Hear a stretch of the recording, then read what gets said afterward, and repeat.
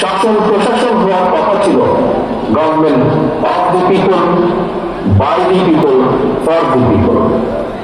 অথচ গত 15 বছর বাংলাদেশে মাফিয়া শাসন চালু করা হয়েছিল। দেশে বিদেশে পলাতক স্বৈরাচার বিনা ভোটে সেই সরকারের পরিচয় হয়ে উঠেছিল government of the mafia, by the mafia, for the mafia. ছাত্র জনতা, নারী, শিশু, কৃষক, শ্রমিক, সকল শ্রেণী পেশার মানুষ, সর্বস্তরের জনগণ বিশ্বকে দেখিয়ে দিয়েছে বাংলাদেশের জনগণ বন্দুকের সামনে বুক পেতে দিতে রাজি, তবুও তারা সৌর শাসনকে মেনে নিতে রাজি নয়।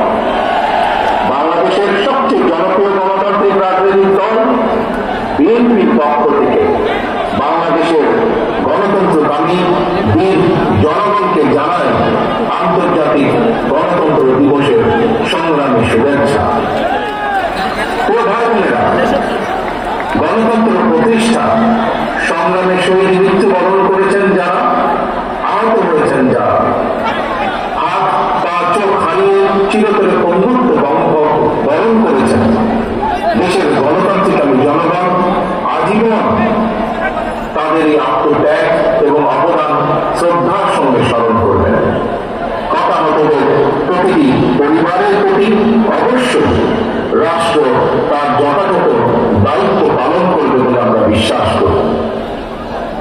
লাখো শহীদের বিজয়ে অর্জিত স্বাধীন গণতান্ত্রিক বাংলাদেশের রাষ্ট্র, রাজনীতি, শাসন প্রশাসন হওয়ার কথা ছিল government of the people, by the people, for the people.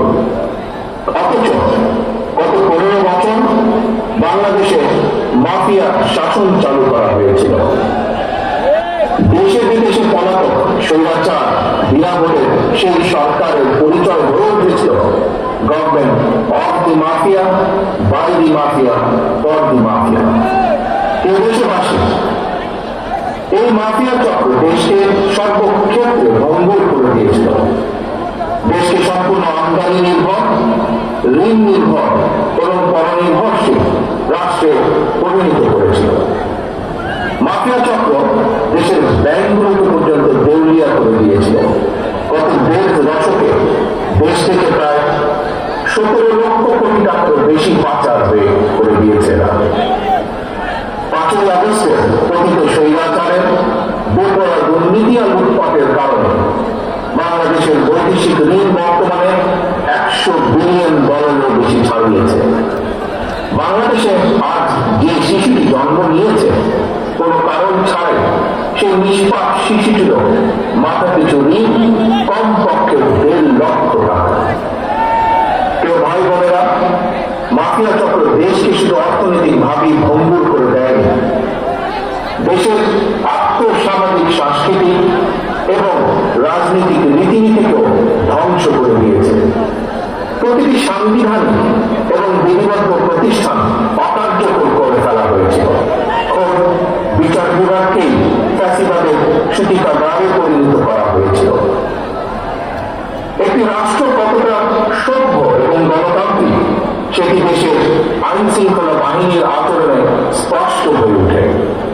কিন্তু মাফিয়া চক্র দলীয় স্বার্থে ব্যবহার করতে গিয়ে দেশের আইন শৃঙ্খলা বাহিনীকেও সম্পূর্ণ বিপর্যস্ত করে দিয়েছে। গণতন্ত্রকামী ভাই ও বোনেরা, অন্যায়, অনিয়ম আর অরাজকতার বিরুদ্ধে গণবিস্ফোরণ মাফিয়া চক্রের প্রধান দেশ ছেড়ে পালানোর পর দেশে মাফিয়ার শাসন শোষণের অবসান ঘটেছে। কথিত স্বৈরাচারের পলায়নের মধ্যে দিয়ে একটি গণতান্ত্রিক মানবিক বাংলাদেশ গড়ার পথে প্রধান বাধা হয়তো দূর হয়েছে, তবে বাধা দূর হলেও মাফিয়া চক্রে রেখে যাওয়া 15 বছরের জঞ্জাল কিন্তু এখনো দূর হয়নি। এই জঞ্জালকে দূর করে বাংলাদেশের জনগণের ভোটে জনগণের কাছে জবাবদিহিমূলক একটি গণতান্ত্রিক সরকার প্রতিষ্ঠার লক্ষ্যে অন্তর্বর্তীকালীন বর্তমান সরকার কাজ করছে। মাফিয়া চক্রের প্রধান দেশ ছেড়ে পালালেও মাফিয়া চক্রের বেনিফিশিয়াল অপশক্তি প্রশাসনের ভেতরে থেকে কিংবা রাজনীতির ছদ্মবেশে অন্তর্বর্তীকালীন সরকারকে চ্যালেঞ্জ ছুড়ে দেওয়ার অপচেষ্টা কিন্তু অব্যাহত রেখেছে। প্রিয় দেশবাসী, ভাই ও বোনেরা, বর্তমান অন্তর্বর্তীকালীন সরকার হাজারো শহীদের রক্তের বিনিময় লক্ষ কোটি জনতা গণ অভ্যুত্থানের ফসল।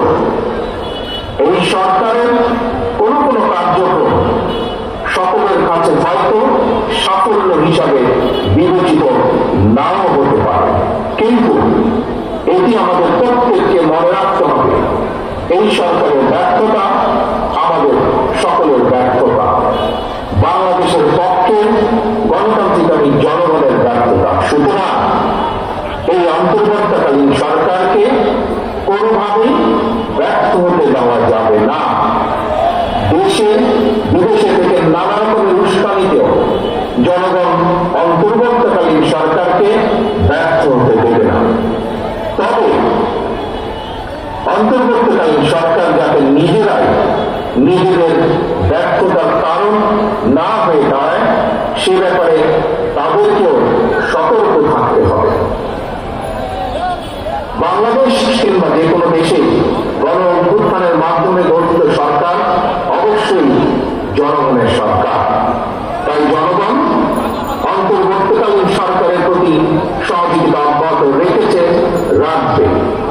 তবে কোন এক পর্যায়ে অন্তর্বর্তীকালীন সরকারের জবাবদিহিতাও কিন্তু নির্বাচিত সংসদের মাধ্যমে নিশ্চিত করা হয়। সুতরাং জনগণের রাজনৈতিক ক্ষমতায়নের মাধ্যমে একটি নির্বাচিত সংসদ এবং সরকার প্রতিষ্ঠায় অন্তর্বর্তীকালীন সরকারের সকল সংস্কার কার্যক্রমের প্রথম এবং প্রধান টার্গেট হওয়া জরুরি। এজন্যই আমরা মনে করি অগ্রাধিকার ভিত্তিতে জনগণের ভোটে নির্বাচিত প্রতিনিধিদের দ্বারা জবাবদিহিমূলক সরকার এবং সংসদ প্রতিষ্ঠার লক্ষ্যকে সামনে রেখেই সংস্কার কার্যক্রম এগিয়ে নেওয়া দরকার। কারণ জনগণের রাজনৈতিক ক্ষমতায়ন ছাড়া সংস্কার কার্যক্রমে প্রক্রিয়ায় জনগণের সরাসরি সম্পৃক্ততা ছাড়া উন্নয়ন, গণতন্ত্র কিংবা সংস্কার কোনদিকেই টেকসই এবং কার্যকর হয় না। একটি অবাধ, সুষ্ঠু এবং নিরপেক্ষ নির্বাচনের মাধ্যমে প্রতিটি ভোটারের ভোট প্রদানের অধিকার নিশ্চিত করে ভোটারদের কাঙ্ক্ষিত প্রতিনিধি নির্বাচন করার অধিকার প্রতিষ্ঠার মাধ্যমে জনগণের রাজনৈতিক ক্ষমতায়ন নিশ্চিত করা সম্ভব। এবং সেই লক্ষ্যে বিশেষ করে নির্বাচন কমিশন, জনপ্রশাসনের সংস্কার এবং আইন শৃঙ্খলা বাহিনীকে সক্ষম এবং উপযুক্ত করে তুলতে হবে। অগ্রাধিকার ভিত্তিতে পদক্ষেপ নিতে হবে। অন্তর্বর্তীকালীন সরকার ইতিমধ্যে বেশ কিছু ক্ষেত্রে সংস্কার কার্যক্রম হাতে নিয়েছে। তবে আমরা মনে করি অন্তর্বর্তীকালীন সরকার এজেন্ডা সেটিং এর ক্ষেত্রে অগ্রাধিকার ভিত্তি নির্ধারণ করতে না পারলে গণ অভ্যুত্থানের সাফল্য ব্যাহত করতে ষড়যন্ত্রকারী নানা চক্র সুযোগ গ্রহণ করতে পারে এবং এরই ভিতর এর কিছু কিছু আলামত আমরা দেখতে পাচ্ছি। প্রিয় দেশবাসী, এবারে গণ অভ্যুত্থানের চরিত্র অতীতের যে কোনো গণ অভ্যুত্থানের চেয়ে ব্যতিক্রম। কেন ব্যতিক্রম? কারণ পলাতক স্বৈরাচার অবৈধ শাসনকালে সকল গণতান্ত্রিক অধিকার, মানবাধিকার হারিয়ে জনগণ পরাধীনতার শৃঙ্খলে আবদ্ধ হয়ে পড়েছিল। এমনকি হুমকির সম্মুখীন ছিল